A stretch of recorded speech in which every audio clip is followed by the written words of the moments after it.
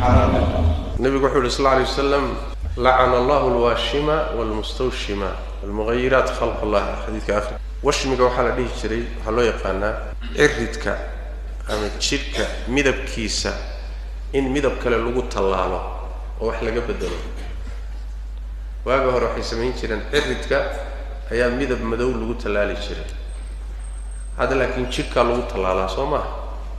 من مركز قاكلو تصور بالغا دغا لباح بالغو صورا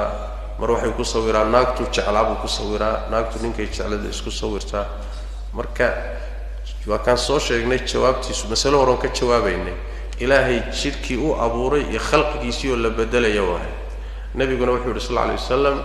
midka loo sameeyayna lacnada ha ku dhacdo ka sameeyayna lacnada ha ku dhacdo marka lama ogola haduu ruuxu sameeyay maxaa dhacaya hadii ruuxu lagu sameeyay hadii uu iska bedeli karo tiri kara waa inuu tiro hadii aan la tiri kareenina tawbadu ma laga rabaa laana waxa dhacda sawirada qaabkooda jirka lagu sameeyo isbedelka lagu sameeyo lacag aad u badan baa lagu sameeyaa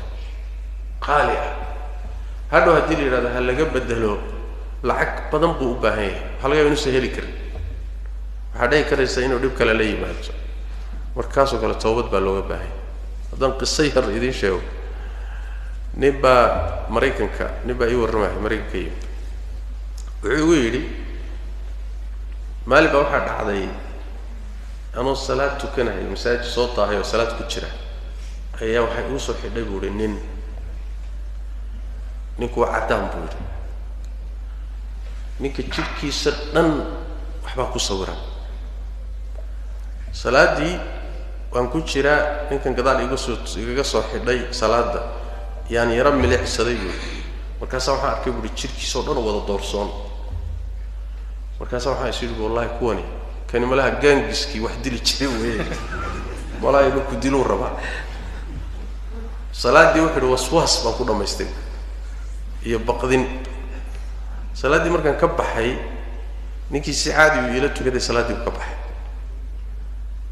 markaan ka baxano banaanka u baxnay masaajidkan weydiiyay buu wareeda nin muslim aad u egtahay maxay tahay waxan ninkii wuxuu yiri gaal baan ahaan jiray gabadh Soomaali ah ayaan saaxiib la ahaa anoo gaal ah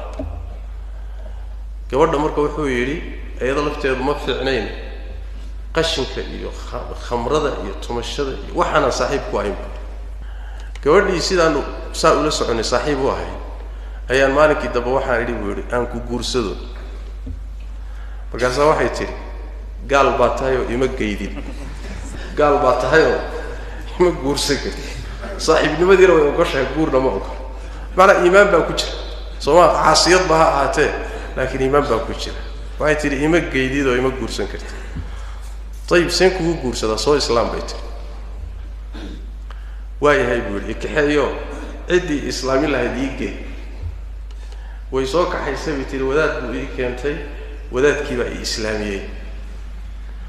markuu islaamiyay baan diintii marka si baaray waxbaan si akhriyay diintii baan ogaaday xaqiiqada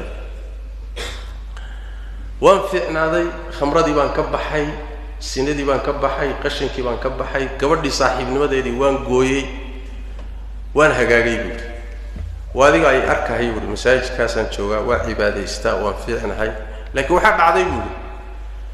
anoo fiicnaaday oo wadaad noqday oo diintii ku hagaagay ayaan gabadhii oo wali sidii ah yaan u tagay waxaan idhi naasidani diinta igelisay ma aha ka soo baxda diinta ii sheegtay aan galay iyo waxaad haysa isma leh waxaan ka soo baxay aan isguursanay gabadhii wixii way ka soo baxday waan guursaday way xijaabatay ayadoo fiican oo toosan iyo hadda xaas ii tahay caruurna iyo dhashay labadooda soo la yaab ma leh tani iyada oo khariban bay soo islaamisay iyadana isagii ay islaamisay baa soo hagaajiyay oo ilaahay soo uga dhigay sooba waxa laga yaabaa gabadhaas meesha ilaahay hagaageeda ka bilaabay inay ahayd nin gaala inuu guursado markay diiday halkaas furuhu ka bilowday Soomaarta furuhu ka bilowday gaal baa tahay ima guursan kartid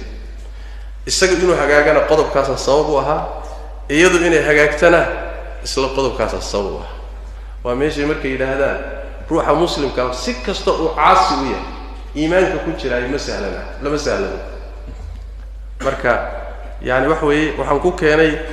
sawirrada jidka lagu sameeyo marba waxba laga qaban karin waxaan ku yiri war sawirkan maadaama aad islaamtay maad iska goysid wuxuu yiri lacag aad u far badan buu ikallifaya mana haysto sidaas daraadeed sidaasaan isaga tukanaya goortii ilaahay wax siiyana waan sameyn laakiin hadda waan iska cibaadaysanay wallahu a'lam